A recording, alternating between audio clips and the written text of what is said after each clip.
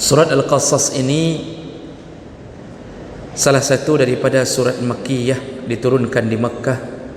Surat ke-28 dalam Al-Quran, berisi 88 ayat. Dinamakan dengan Al-Qasas, jamak daripada Al-Qissah, artinya cerita-cerita, karena di dalamnya Allah menceritakan tentang beberapa perjuangan Nabi sebelum Muhammad sallallahu alaihi wasallam. Cuma dominan diisi oleh cerita Nabi Musa, mulai dari ayat 3 sampai 43. Jadi dalam Al-Quran paling sering Allah mengulang-ulang kisah Musa. Sering sekali Allah mengulang-ulangnya. Ada apa di balik cerita Musa? Kenapa Allah sering menyebutkan tentang Musa alaihi salam? Tentunya setiap yang Allah maktubkan dalam Al-Quran tidak ada yang sia-sia dan tentu punya tujuan untuk hamba. Salah satu daripada isi kandungan Al-Quran adalah cerita. Allah ceritakan Nabi Musa berulang-ulang dalam beberapa surat, itu untuk menggambarkan bagaimana proses kelelahan, perjuangan, kesulitan, istiqamahnya Musa dalam saat berdakwah, keberanian. Jadi ini untuk menancapkan di dalam hati hambanya yang lain, agar kita paling kurang belajarlah keberanian dan bersabarlah di atas perjuangan yang susah seperti Nabi Musa alaihi salam. Dalam beberapa tafsir sebutkan Nabi Musa lahir 500 tahun setelah Nabi Ibrahim dan 1400 tahun sebelum Nabi Isa alaihi salam.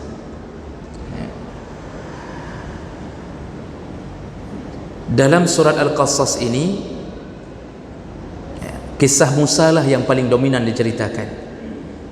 Nah, makanya kadang-kadang sebahagian ulama menamakan surat ini dengan surat Ta, Sin, Mim, dan ada yang menamakannya surat Musa. Ada sebagian tafsir juga menamakannya surat Musa. Nah, kita bisa dapatkan fadilah dalam surat Al-Qasas, fokusnya pada ayat yang ke-24. Selain daripada itu, wallahu alam, kami juga tidak mendapatkan keterangan-keterangan khusus tentang fadilah surat Al-Qasas. Tapi dalam tafsir saya melihat ketika menceritakan dan menafsirkan ayat yang ke-24, para ulama berbicara panjang lebar, ulama-ulama ahli tafsir, tentang kelebihan daripada ayat yang berisi doa Nabi Musa. Doa tersebut diucapkan oleh Nabi Musa berbunyi, Rabbi inni lima anzalta ilayya min khairin faqir. Ya Allah, ya Tuhanku, sesungguhnya aku sangat membutuhkan setiap kebaikan yang Engkau turunkan kepada aku. Itu doa Nabi Musa di dalam surat Al-Qasas ayat 24. Nah, ada apa dengan doa itu? Doa itu berawal dari sejarah Nabi Musa alaihi salam. Itu benar-benar berada di puncak kesulitan dan kelelahan.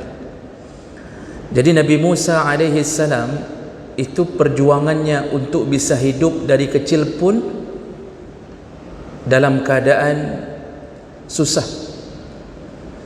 Fir'aun ketika mendengarkan nasihat dari para tukang sihir yang mengatakan engkau akan dijatuhkan oleh seorang anak dari Bani Israel, lalu Fir'aun segera membuat peraturan bunuh semua anak Bani Israel yang lahir, yang laki-laki.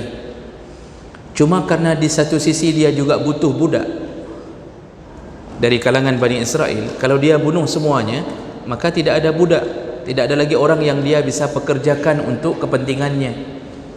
Makanya piramid itu di Mesir. Jadi Musa ini berasal dari Mesir.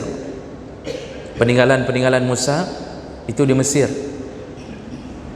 Kami menyempatkan diri ketika liburan waktu kuliah untuk mengunjungi beberapa peninggalan Nabi Musa alaihissalam. Termasuk kami ikut mendaki Bukit Tursina.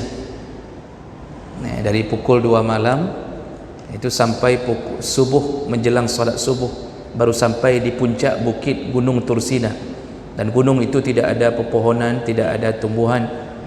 Mendakinya mencapai 4 jam. InsyaAllah lutut putus bagi yang tidak biasa. Nah, ketika sudah sampai di puncak, yang kita rasakan tentunya perjuangan Nabi Musa ketika mendaki Bukit Tursina. Ketika Allah menyebutkan ikhla'na 'alaika innaka bilwadil muqaddasi tuwa. Musa, lepaskan sandalmu karena engkau sedang berada di puncak bukit yang suci. Disitulah Nabi Musa 40 hari menerima wahyu dari Allah yang berupa kitab Taurat. Jadi sebelum ke Bukit Tursina itu, kami juga mengunjungi bekas sumur tempat Nabi Musa memukul tongkatnya. Famfajarat min husnata asyrata aina, terpancarlah 12 mata air. Jadi kami menuju ke Sinai Selatan, sebelah selatan Mesir di Sinai, dan menurut keterangan dari penduduk Badui yang berada di sekitaran itu, sumur yang masih nampak cuma sekitaran 6 sumur. 6 lagi sudah tertimbun pasir, tidak tahu yang mana. Jarak antara satu sumur dengan yang lain kira-kira hampir mencapai 10 atau 15 meter. Jadi Allah katakan dalam Al-Quran, ketika melewati laut, kemudian mereka meminta 12 suku, 12 kelompok yang dibawa oleh Nabi Musa melewati laut, meminta untuk bisa mendapatkan minuman. Allah ilhamkan, pukullah, maka akan keluar 12 mata air, satu kelompok, satu rombongan, satu mata air. Dan sumurnya ukurannya kira-kira berdiameter hampir mencapai 5 meter diameternya, garis tengahnya. Nah, jadi Musa ini sejarahnya ada di Mesir. Makanya peninggalan Fir'aun pun paling banyak di Mesir. Makanya orang Mesir pun itu terpengaruh, terinspirasi, setengahnya Musa, setengahnya Fir'aun. Memang begitu. Ini sekarang yang sedang memimpin Fir'aun. Yang memimpin sekarang Fir'aun. Dia tidak peduli orang Islam dibantainya semua. Dari dulu Mesir penuh dengan sejarah berdarah. Presiden-presidennya kebetulan juga termasuk para pembenci ulama. Dan Nabi Musa lahir di masa kekejaman Fir'aun berlaku. Kata Fir'aun, bunuh semua Bani Israel, tapi karena di sisi lain dia butuh anak-anak Bani Israel untuk menjadi budak. Makanya di Giza itu, tempat piramid berdiri, tempat piramida berdiri, itu tidak terlalu jauh dari situ, itu ada kuburan massal, yaitu golongan Bani Israel yang dijadikan pekerja paksa oleh Fir'aun. Jadi disuruh kerja untuk buat piramid. Kadang-kadang tidak diberi makan, yang mati-matilah, langsung ditanam. Makanya Fir'aun ini momok yang paling menakutkan bagi Bani Israel. Cuma sayangnya Bani Israel setelah diselamatkan oleh Nabi Musa dari kekejaman Fir'aun, malah kemudian mereka mengolok-olok Nabi Musa alaihissalam. Disitulah Allah menyebutkan kenapa bangsa Bani Israel yang kemudian lebih masyhur dengan sebutan Yahudi, itu Allah beri sebuah istilah ghairil maghdub, al-maghdub alaihim, yaitu golongan yang dimurkai oleh Allah. Kalau Nasrani, dhalin, yang tersesat. Bani Israel tidak tersesat dari sisi akidah karena mereka bertuhankan Allah, dibimbing oleh Nabi Musa. Tapi ulok-uloknya itu, Bani Israel itu ulok-ulok, keras kepala, ulok-ulok, suka berkhianat. Makanya Allah marah. Makanya golongan yang dimurkai Allah adalah Yahudi. Itu turunan dari Bani Israel. Sampai sekarang lihatlah bagaimana kondisi saudara kita di Palestina yang dulu mencoba memuliakan sedikit penduduk Yahudi yang ingin tinggal sementara di Palestin, lalu kemudian mereka mulai berkhianat. Mereka lah yang kemudian menguasai Palestin. Begitu sifat Yahudi. Makanya orang Aceh paling benci kalau disebut Yahudi ya. Kalau disebut lain-lain tidak mengapa, disebut perampok, disebut macam-macam tidak mengapa, kah tabe-tabe, kah utak ke kerah, macam-macam kita sebut tidak mengapa. Yang tidak bisa kita sebut Yahudi, walaupun lebih dahsyat dia daripada Yahudi ya. Tapi tidak mau disebut Yahudi. Jadi mungkin karena mengetahui sejarah tentang Yahudi ini. Dan apa yang dilakukan oleh Fir'aun ini, Allah ceritakan dulu kesulitan Musa. Belajarlah wahai Muhammad, karena ayat turun kepada Nabi, kalau engkau dapat kesulitan wahai Muhammad, belajarlah dari Nabi Musa. Kesulitannya dari bayi. Akhirnya Fir'aun memutuskan 1 tahun ini bunuh, tahun depan biarkan. Jadi anak-anak yang lahir tahun berikutnya untuk budak, yang tahun ini bunuh. Jadi diselang-seling. Dan apa yang terjadi? Tahun Nabi Harun lahir, ada yang menyebutkan dia sepupunya Musa, ada yang menyebutkan dia saudara kandungnya Musa. Allah alam. Tafsir masih khilaf dalam urusan itu. Nabi Allah Harun yang mendampingi Musa lahir di tahun dibiarkan. Makanya tidak ada kisah untuk membunuh Harun ya, jadi dia lahir di tahun pembiaran. Nabi Musa lahir di tahun bunuh. Di tahun-tahun itu tahun bunuh. Disitulah ibunya Nabi Musa kebingungan bagaimana menyelamatkan anaknya yang jangan sampai ketahuan anaknya lahir. Dan Allah Subhanahu Wa Taala mengilhamkan kepada ibunya Nabi Musa, alqihi fil yam. Kata Allah, lemparkan, alirkan ke sungai, ke aliran sungai. Ini menjadi sebuah keanehan Bapak Ibu. Biasanya kalau disuruh sembunyikan ke atas plafon, di bawah peratah atau gali tanah, taruh di bawah, atau buatlah bunker atau apa saja. Tapi Allah suruh bukan sembunyikan yang begitu-begitu, malah disuruh alirkan ke sungai. Ini kan bukan menyembunyikan, malah memamerkan. Tapi Allah ingin katakan, kalau Allah sudah ambil kuasa, walaupun berkumpulnya seluruh makhluk jin dan manusia untuk memberi mudarat, la yadurrak, tidak akan pernah mudarat itu datang kalau Allah yang sudah ikut campur. Makanya Allah suruh sudah alirkan ke sungai, serahkan sama Allah. Ibunya Nabi Musa mengalirkannya, dan keajaiban-keajaiban terjadi. Ternyata Nabi Musa malah besarnya di istana Fir'aun, yang Fir'aun rencana membunuh, ditahan-tahan oleh istrinya Asia. Begitulah Allah takdirkan.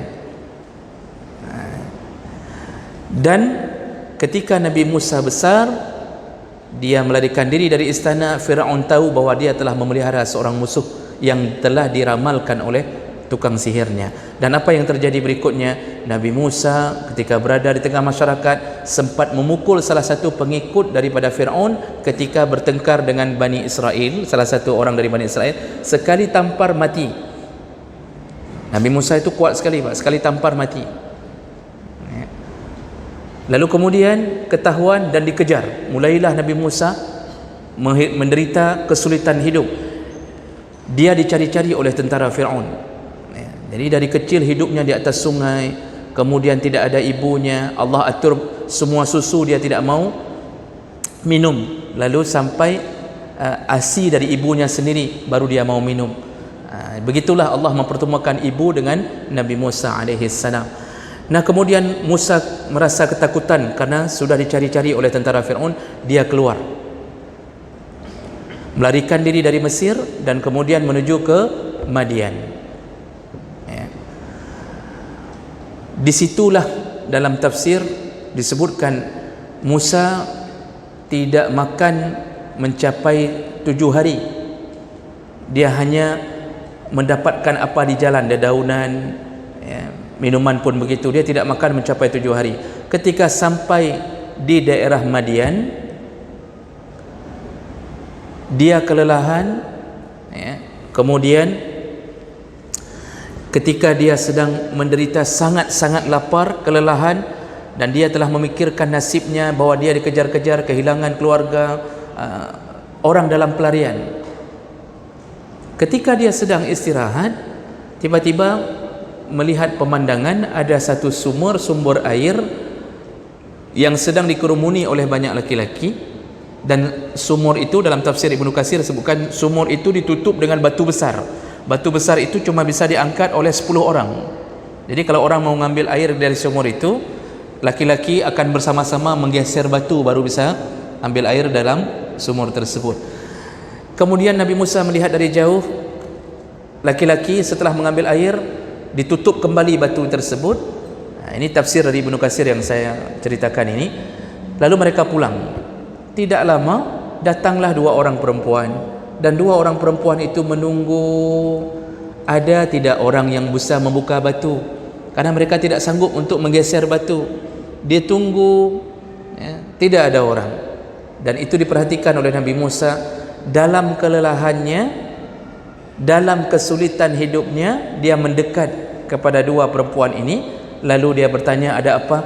Dari tadi engkau tidak mengambil air.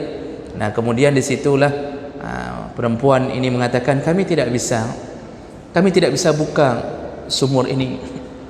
Lalu Nabi Musa di dalam keadaan tidak makan itu, dia buka batu itu, dia angkat sendiri. Tadi 10 orang baru bisa menggeser, dia sendiri. Nah, ini kekuatan Nabi Musa. Setelah itu diambillah air, kemudian 2 orang perempuan ini pulang kembali, dan ternyata mereka adalah anak Nabi Syuaib alaihissalam. Anak Nabi Syuaib alaihissalam. Di Madian itu Allah utus Nabi Syuaib sebagai pengawal dakwah. Nah, kemudian Nabi Musa setelah menolong, dia duduk kembali.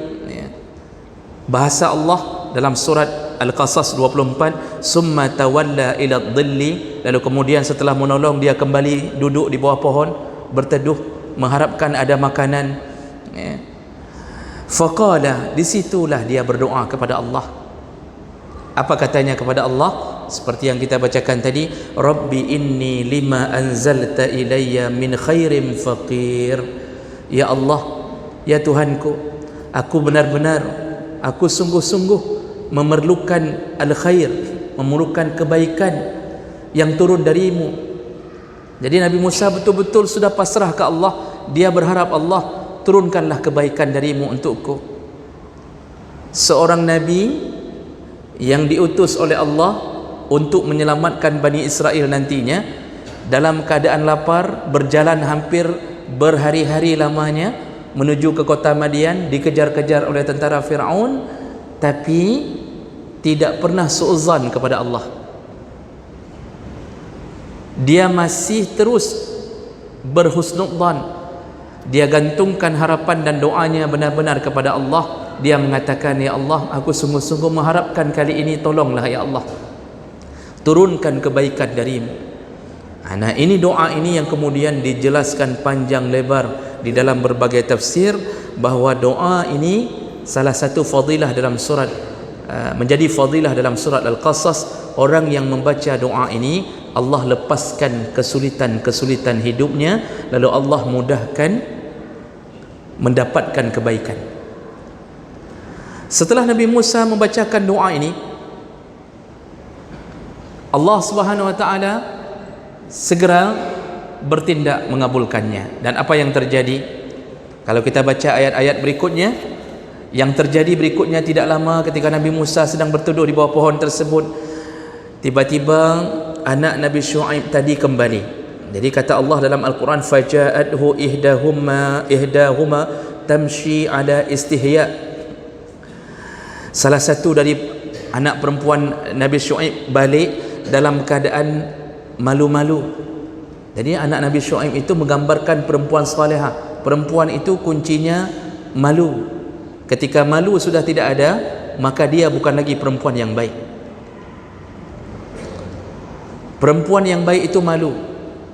Bahkan dalam kitab-kitab fikih, ketika seseorang melamar, untuk mengetahui anak gadis itu mau terima tidak terima, adalah dengan as-sumtu, atau as-sukut bahasa lainnya. Anak gadis dilamar orang, kalau dia masih punya sifat malu, maka kebiasaannya anak gadis tidak berani menjawab dengan pasti. Jadi kalau kita seorang ayah mengatakan, "Dek, kamu ada yang lamar, orangnya ganteng, gaji 25 juta sebulan, ya, sudah ada ini, serumah sudah okey, pakai mobil expander." Walaupun kita katakan habis-habisan tentang kelebihan orang melamar, tidak ada anak gadis yang masih punya sifat malu lalu loncat-loncat, kajitnya, kameranya, nak terima dia juang.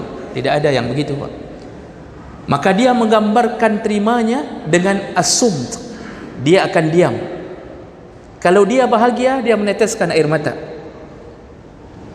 Jadi dia terima tapi dengan tetesan air mata, karena air mata itu ada dua. Air mata kesedihan, air mata kebahagiaan. Satu lagi air mata buaya.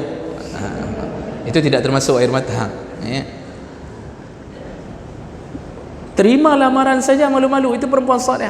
Masya Allah, hari ini anak-anak gadis hari ini kehilangan rasa malu. Dia yang lamar laki-laki, dia yang WA pertama, ya. Dia yang minta gendong pertama, dia yang minta bonceng pertama, dia yang minta dicampakkan ke waduk pertama. Hilang rasa malu. Di saat itulah hati-hatilah, anak kita sudah menjauh dari iman. Karena ciri-ciri perempuan malu Allah sebutkan. Kenapa Allah sebutkan anaknya Nabi Syuaib kembali menemui Nabi Musa? Ala istihya, datangnya dalam keadaan malu. Qalat, lalu dia berkata, inna abi yad'uka, ayahku memanggilmu, mengundangmu ke rumah, liyajziyaka ajra ma saqaita lana, untuk membalas kebaikanmu kepada kami tadi. Falamma ja'ahu wa qassa 'alaiha al-qasas qala la takhaf. Ketika sudah berjumpa dengan Nabi Syuaib berkata, jangan takut lagi, jangan takut. Najauta minal qaumidh dhalimin, engkau telah selamat dari orang-orang zalim yang mengejarmu. Apa yang Allah beri setelah Nabi Musa berdoa? Mulailah Allah buka jalan untuknya. Kenapa anak Nabi Syuaib tiba-tiba datang? Siapa yang membuka hati mereka untuk menjemput Nabi Musa kembali? Sedangkan mereka tidak tahu itu orang asing, baru datang di kampung. Kalau di kampung kita datang orang begitu, Bang, itu tidak berani sembarang orang kajak, rumah je, tidak berani. Kita seleksi dulu, tanya-tanya dulu KTP, KK. Kalau tidak ada itu, kita pasti akan fikir ini kayaknya orang dari mana. Tapi Masya Allah, Allah beri pertolongan. Nabi Syuaib belum kenal Nabi Musa siapa. Doa tadi mulai dimainkan dalam takdir Allah Subhanahu wa taala. Maka apa yang Nabi Musa dapatkan berikutnya berturut-turut. Kalau kita lihat ayat-ayat berikutnya, maka kita ringkaskan akibat doa Nabi Musa. Yang pertama, Allah berikan jaminan keamanan dari doa tadi. Jadi Nabi Syuaib berkata, jangan takut lagi, engkau aman bersamaku. Allah berikan keamanan bagi yang membaca doa tadi. Kemudian Allah Subhanahu wa taala kumpulkan dengan orang-orang saleh. Jadi semua ayat Allah, kalau Allah mengutipnya kembali, itu semua punya hikmah. Allah berikan keamanan, Allah kemudian kumpulkan kita dengan orang-orang saleh. Lalu kemudian yang lebih dahsyat lagi, Allah nikahkan Musa dengan anak Nabi Syuaib. Jadi Nabi Syuaib tergerak hatinya, menikahlah dengan anak gadisku. Makanya ini yang belum menikah, sering-seringlah baca doa ini, ya. InsyaAllah Allah hantarkan, entah dari mana tiba-tiba datang orang tua habis salat subuh, kata berkahwin dengan anak lu. Bisa jadi setelah baca doa ini, kita tanya, siapa anaknya? Janda anak saya, katanya. Sudah nikah 3 kali, cerai terus mau, katanya. Bisa jadi begitu. Yang penting Masya Allah dapat. Itu doa dari itu. Kemudian yang terjadi berikutnya, Allah buka terus-terusan pertolongan. Sampai akhirnya Nabi Musa diajak kembali untuk masuk ke kota Mesir, lalu berjuang melawan Fir'aun dan menang melawan Fir'aun, membelah laut dan seterusnya. Sejarah terus berbicara akibat doa dari surat Al-Qasas ayat 24 tadi. Inilah yang menjadi inti. Bapak Ibu, sering-seringlah berdoa, berharap dari Allah, maka Allah kirimkan pertolongan yang sesulit apapun keadaan kita.